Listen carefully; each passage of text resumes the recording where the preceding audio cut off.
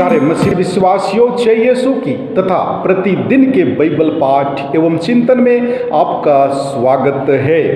आज का पहला पाठ रोमियों के नाम संत पौलुस का पत्र अध्याय 6 पद संख्याएं 12 से 18 तक से लिया गया है। वचन कहता है, अब आप लोग अपने मरणशील शरीर में पाप का राज्य स्वीकार नहीं करें और उसकी वासनाओं के अधीन नहीं रहें। आप अपने अंगों को अधर्म के साधन बनने के लिए पाप को अर्पित नहीं करें। आप अपने को मृतकों में से पुनर्जीवित समझकर ईश्वर के प्रति अर्पित करें और अपने अंगों को धार्मिकता के साधन बनने के लिए ईश्वर को सौंप दें। आप लोगों पर पाप का कोई अधिकार नहीं रहेगा। अब आप संहिता के नहीं बल्कि अनुग्रह के अधीन रहें। तो क्या हम इसलिए पाप करें कि हम संहिता के नहीं बल्कि अनुग्रह के अधीन हैं? कभी नहीं। क्या आप यह नहीं समझते कि आप आज्ञाकारी दास के रूप में अपने को जिसके प्रति अर्पित करते हैं और जिसकी आज्ञा का पालन करते हैं, आप उसी के दास बन जाते हैं। यह दासता चाहे पाप की हो जिसका परिणाम मृत्यु है, चाहे ईश्वर की हो जिसके आज्ञा पालन का परिणाम धार्मिकता है। ईश्वर को धन्यवाद कि आप लोग जो पहले पाप के दास थे, अब सारे हृदय से उस शिक्षा के मार्ग पर चलने लगे जो आपको प्रदान की गई है। आप पाप से मुक्त होकर धार्मिकता के दास बन गए हैं। प्रभु की वाणी। ईश्वर को धन्यवाद। और आज का सुसमाचार पाठ संत लूकस के अनुसार पवित्र सुसमाचार अध्याय 12 पद संख्याएं 39 से 48 तक से लिया गया है। वचन कहता है, यीशु ने अपने शिष्यों से कहा, यह अच्छी तरह समझ लो, यदि घर के स्वामी को मालूम होता कि चोर किस घड़ी आएगा तो वह अपने घर में सेंध लगने नहीं देता। तुम भी तैयार रहो, क्योंकि जिस घड़ी तुम उसके आने की नहीं सोचते उसी घड़ी मानव पुत्र आएगा। पेतरुस ने उससे कहा, प्रभु, क्या आप यह दृष्टांत हमारे लिए ही कहते हैं या सबों के लिए? प्रभु ने कहा, कौन ऐसा ईमानदार और बुद्धिमान कारिंदा है जिसे उसका स्वामी अपने नौकर चाकरों पर नियुक्त करेगा ताकि वह समय पर उन्हें रसद बांटा करे। धन्य है वह सेवक जिसका स्वामी आने पर उसे ऐसा ही करता हुआ पाएगा। मैं तुमसे कह देता हूँ, वह उसे अपनी सारी संपत्ति पर नियुक्त करेगा। परंतु यदि वह सेवक अपने मन में कहे, मेरा स्वामी आने में देर करता है, और वह दास दासियों को पीटने, खाने पीने और नशेबाजी करने लगे, तो उस सेवक का स्वामी ऐसे दिन आएगा जब वह उसकी प्रतीक्षा नहीं कर रहा होगा और ऐसी घड़ी जिसे वह नहीं जान पाएगा। तब स्वामी उसे कोड़े लगवाएगा और विश्वासघातियों को दंड देगा। अपने स्वामी की इच्छा जानकर भी जिस सेवक ने कुछ तैयार नहीं किया है और न उसकी इच्छा के अनुसार काम किया है, वह बहुत मार खाएगा। जिसने अनजाने ही मार खाने का काम किया है, वह थोड़ी मार खाएगा।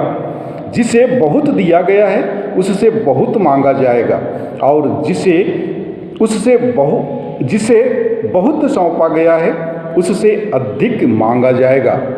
प्रभु का सुसमाचार। हे ख्रिस्त, तेरी स्तुति हो। प्यारे मसीही विश्वासियों, कुछ यहूदी पौलुस से यह कह सकते थे कि यदि ईश्वर अपनी कृपा स्वेच्छा से देता है और हमारे कर्म को देखकर नहीं, तो हम पाप करते जा सकते हैं। पौलुस उन्हें उत्तर देते हुए कहता है, ईश्वर का अनुग्रह न केवल पापों की क्षमा दिलाता है बल्कि पाप करने से बचाता है। यद्यपि हमें पाप से क्षमा मिल चुकी है, हम पाप के प्रति आकर्षित होते हैं। पाप क्षमा द्वारा हम पाप की शक्ति से छुटकारा नहीं पाते। ईसा की मृत्यु और पुनरुत्थान के द्वारा हम पाप की शक्ति पर विजयी होने का बल पाते हैं। हम भी ईसा के समान नया जीवन प्राप्त करते हैं और अपने नैतिक जीवन के द्वारा ईसा के अनुरूप बनते हैं। जिस पुनरुत्थान की प्रतीक्षा हम कर रहे हैं उसके लिए हमें हर दिन आत्मत्याग करना जरूरी है। हमें अपने आप को और अपने सारे गुणों को स्वेच्छा से ईश्वर को समर्पित करना चाहिए। कुरिन्थियों के नाम संत पौलुस का दूसरा पत्र अध्याय 12 पद संख्या 10 में वचन कहता है, इसलिए मैं बड़ी खुशी से अपनी दुर्बलताओं पर गौरव करूंगा, क्योंकि मैं जब दुर्बल हूं तभी बलवान हूं।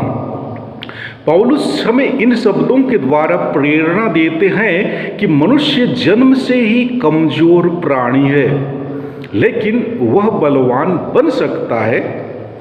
बहुत सारे लोग वासनाओं के जाल में फंस जाते हैं। बहुत सारे लोग अपने इंद्रियों के द्वारा पाप करते हैं। इन पापों में फंस करके भी लोग अपने को धार्मिक साबित करते हैं। हम कैसे पाप से मुक्त होकर धार्मिकता के दास बन जाते हैं? केवल ईश्वर की कृपा से। यदि संत मरिया गोरेती के जीवन में ईश्वर की कृपा नहीं रहती तो उसको कलीसिया याद नहीं करती। ईश्वर ने हम सबों को सुअवसर दिया है, इसलिए हमें इस अवसर में ईमानदार और बुद्धिमान कारिंदों की तरह काम करना है। तभी हम पाप से मुक्त होकर धार्मिकता के दास बनकर ईश्वर के प्यारे बनेंगे। इस जीवन में हम ईश्वर के प्यारे बनेंगे तो यूं ही स्वर्ग का राज्य हमें प्राप्त होगी। प्यारे भाइयों एवं बहनों, आज की आधुनिक दुनिया में परमेश्वर पर पूर्ण विश्वास रखकर उनकी शिक्षाओं पर चलना असंभव है। यही लोगों का विचार है। किंतु यदि हम मानव इतिहास के पन्ने को पलटकर झांकें तो ऐसे कई व्यक्तियों की विचित्र जीवनी मिलेगी जिन्होंने ईश्वर पर विश्वास करके एक उत्तम मानव के रूप में अपनी विश्वसनीयता प्रकट की है। अब्राहम, संत पौलुस, प्रेरितगण, मार्टिन लूथर और मदर तेरेसा आदि कुछ ऐसे चुने हुए नाम हैं जिन्होंने इतिहास के विभिन्न कालों में अपनी जीवन शैली द्वारा ईश्वर में अटूट विश्वास रखने का प्रमाण देकर सच्चे ईश्वर भक्त होने का गौरव प्राप्त किया है। अतः जब ये महान मानव अपने जीवन में ईश्वर पर विश्वास रखकर अपनी विश्वसनीयता को कायम रख सकते हैं तो क्या हम ईश्वर के विश्वास पात्र बनने का प्रयास नहीं कर सकते हैं? जो ईश्वर के निकट पहुंचना चाहता है उसे ईश्वर में विश्वास करना तथा लोगों के कल्याण हेतु कार्य करने की नई तरकीब की खोज में रहना चाहिए। प्यारे भाइयों एवं बहनों, आज के सुसमाचार में ईसा हमारे समक्ष ईमानदार और बेईमान कारिंदा का उदाहरण पेश करते हैं। ईमानदार कारिंदा अपने अधिकार का प्रयोग लोगों की भलाई के लिए करता है, वहीं बेईमान कारिंदा अपने स्वार्थ की पूर्ति के लिए अपने अधिकार का गलत प्रयोग करता है। ईश्वर ने हमें अनेक क्षमताएं एवं प्रतिभाएं दी हैं। अपनी क्षमताओं के माध्यम से हमें एक नए समाज की स्थापना का कार्यभार दिया गया है। अतः आज हमारे दिल दिमाग में एक सवाल आना चाहिए कि क्या हम अपनी जिम्मेदारी को ठीक से समझने का प्रयत्न करते हैं? प्यारे मसीही विश्वासियों, हम जानते हैं कि एक अच्छे नौकर की जिम्मेदारी रहती है ईमानदारी से अपने स्वामी और अपने घर वालों की वह सेवा करें, आज्ञाओं का हमेशा पालन करें, घर की सफाई तथा चीज वस्तुओं की हिफाजत करे। दिन रात शाम सुबह समय का ख्याल किए बिना अथक परिश्रम करे। मालिक घर पर रहे या ना रहे, वह अपने कर्तव्यों में डटे रहे। यदि ऐसा ना करे तो मार खाएगा, नौकरी से निकाल दिया जाएगा। जी हाँ, ऐसी ही बात आज के सुसमाचार पाठ में हम पढ़ते हैं। यदि हम यीशु मसीह की बात करें तो वह सर्वश्रेष्ठ सेवक हैं, और जब हम पुराने विधान पर नजर डालते हैं तो हमें ज्ञात होता है कि पुराने विधान में सभी विश्वस्त धर्मियों, महापुरुषों, नबियों एवं राजाओं को ईश्वर के सेवक के रूप में दर्शाया गया है। नबी ईसा मसीह को एक सच्चे सेवक के रूप में मानते हैं। जी हाँ, नबी ईसायास के ग्रंथ अध्याय 49 पद संख्या 3 में वचन कहता है, तुम मेरे सेवक हो, मैं तुम में अपनी महिमा प्रकट करूंगा। और स्वयं यीशु भी अपने विषय में संत मत्ती रचित सुसमाचार अध्याय 20 पद संख्या 28 में कहते हैं कि मानव पुत्र भी अपनी सेवा कराने नहीं बल्कि सेवा करने तथा बहुतों का उद्धार के लिए अपने प्राण देने आया है। ठीक इसी तरह हम सभी ईश्वर तथा एक दूसरे के सेवक हैं। संत मत्ती के सुसमाचार अध्याय 10 पद संख्या 24 में प्रभु कहते हैं, न शिष्य गुरु से बड़ा होता है और न सेवक अपने स्वामी से।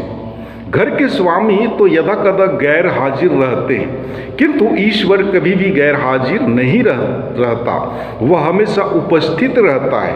अतः सुस्ती, चोरी तथा बदमाशी करने का मौका ही नहीं। हमें सच्ची उदारता, कर्मठता, ईमानदारी तथा वफादारी की अति आवश्यकता है। प्रार्थना करें कि ईश्वर की कृपा से हम इन सभी गुणों को अपनाने की कोशिश करें तथा ताकि हम प्रभु की दाखबारी में एक योग्य एवं ईमानदार सेवक के रूप में अपनी सेवा दे सकें। आमीन।